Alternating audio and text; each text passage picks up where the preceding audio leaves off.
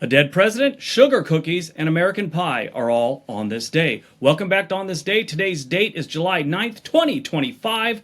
It's a good day. My son got the all clear from the doctors yesterday to go into the Air Force. He's been sweating it out.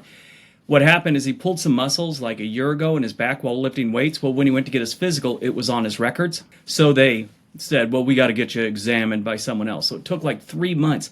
He'd just been sweating it out the whole time.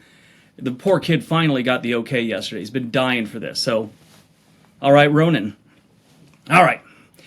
Today's the 190th day of the year. There are 175 days left in 2025. It is the 28th Wednesday in the 28th week and the 20th day of summer. You got 75 days left until fall. If today's your birthday, your birthstone is a ruby or an onyx. Today is National Sugar Cookie Day. Before we dive into revolutions and train crashes, let's take a moment to honor something sweet, sugar cookies. On July 9th, the National Sugar Cookie Day, a totally made up but delicious excuse to celebrate one of the simplest desserts ever invented. Sugar cookies date back to the 1700s in Pennsylvania, courtesy of German settlers. Today, they're the default choice for people who don't like chocolate and peanut butter but still want a cookie. Whether plain, frosted, or decorated like a Pinterest board exploded, sugar cookies are the edible blank canvas of the dessert world. And they get their moment to shine every July 9th. My wife has a YouTube channel where she decorates cookies. They're usually sugar cookies. All right, let's see what else July 9th has given us. 1810, Napoleon annexes the Kingdom of Holland. At the height of his power, Napoleon was basically playing geopolitical monopoly. On July 9th, 1810, he decided that the Kingdom of Holland, ruled by his brother Louis, wasn't doing enough to enforce the continental system, his economic blockade thing against Britain. So like any good sibling, he took it away. This marked another step in Napoleon's aggressive expansion across Europe, and another family member demoted in favor of empire building. He did some weird stuff. I read a book on Napoleon years back. He also did some good stuff, but he was a freak. He just, too much ego. 1816, Argentina declares independence from Spain. While Napoleon was busy carving up Europe halfway across the world, the Argentine Congress declared Argentina's independence from Spain. July 9th became Argentina's version of our 4th of July.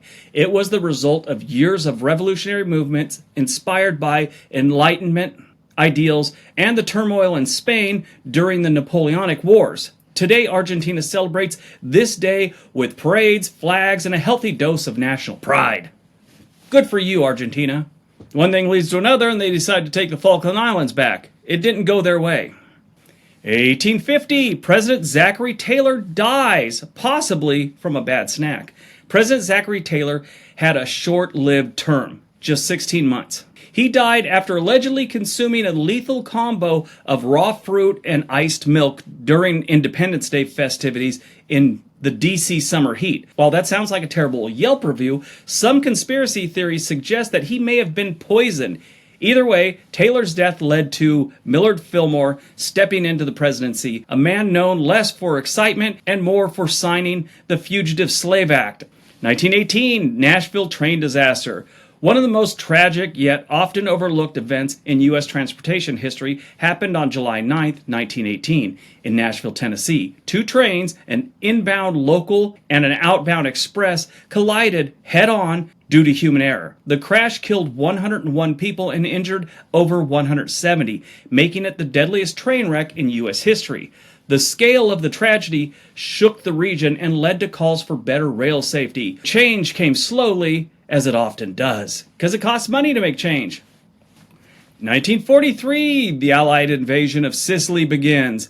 As World War II raged on, July 9th marked the start of Operation Husky, the Allied invasion of Sicily. This massive amphibious and airborne assault would not only begin the Italian campaign, but also directly lead to the collapse of Benito Mussolini's regime. It forced Hitler to redirect troops away from the brutal Battle of Kursk on the Eastern Front with Russia, which, if you're a fan of turning points, helped spell the beginning of the end for Nazi Germany.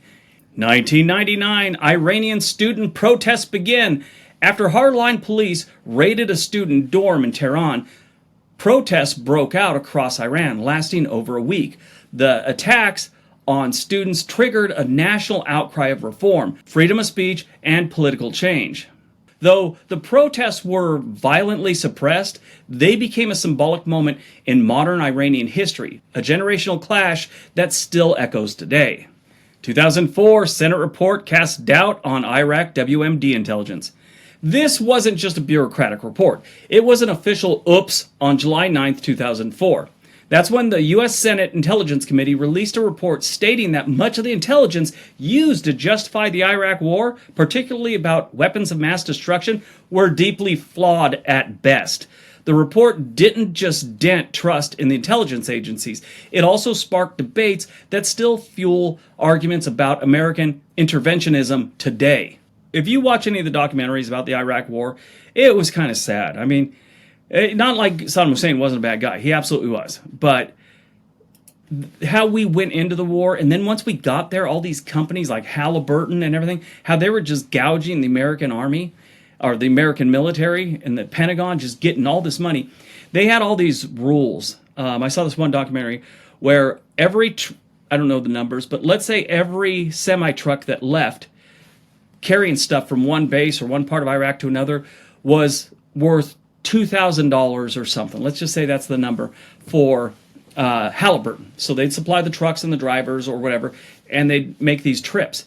Well, they would try and get as many trucks going as they could. So this one guy started taking pictures.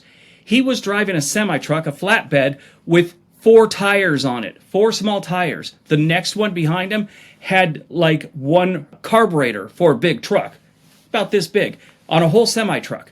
They could have put it all on one. And I think he had figured out on this one trip that there were 7 semi-trucks going on this trip that could have taken half a load on one. Just one truck, half of it would have been filled and they could put other stuff on there. So they were just gouging. And then there's the thing, they talk about how you had to get your laundry done by Halliburton. So every soldier had to turn in a bag of laundry a week. Well, it came back horrible. It wasn't cleaned half the time. It was just a horrible job. So they started cleaning it in the showers at the base, right? And then they all got in trouble for not using the laundry service. So a lot of people, because they just get their stuff back like crap, they bought extra equipment so they could just send off their laundry and then they'd wash the ones they actually wear. It's ridiculous. Movies released on July 9th, 1999, American Pie. This was such a good movie. I mean, you got to go all the way back to the John Hughes movies and maybe even those Porky's movies from the 80s to find high school, kind of immature comedies. This one was great. It was surprisingly funny and not just shocking. It was a good movie. It was a good movie. And it was a few years later when Superbad came out to unseat it, in my opinion, as the best teen comedy in the last 20 years. A great movie. Died on July 9th, 2019, Rip Torn, American actor.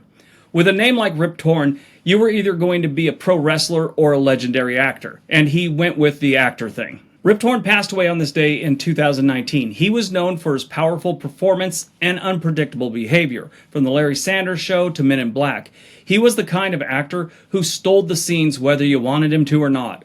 Off-screen, he was known to be eccentric, outspoken, and once tried to rob a bank while drunk, because he thought it was his house. That's a career that ends with both an Emmy and a mugshot. All right, that's today's video. Hope you guys enjoyed it. Hope you got some information out of it. Now go out, have a great day, be nice to each other.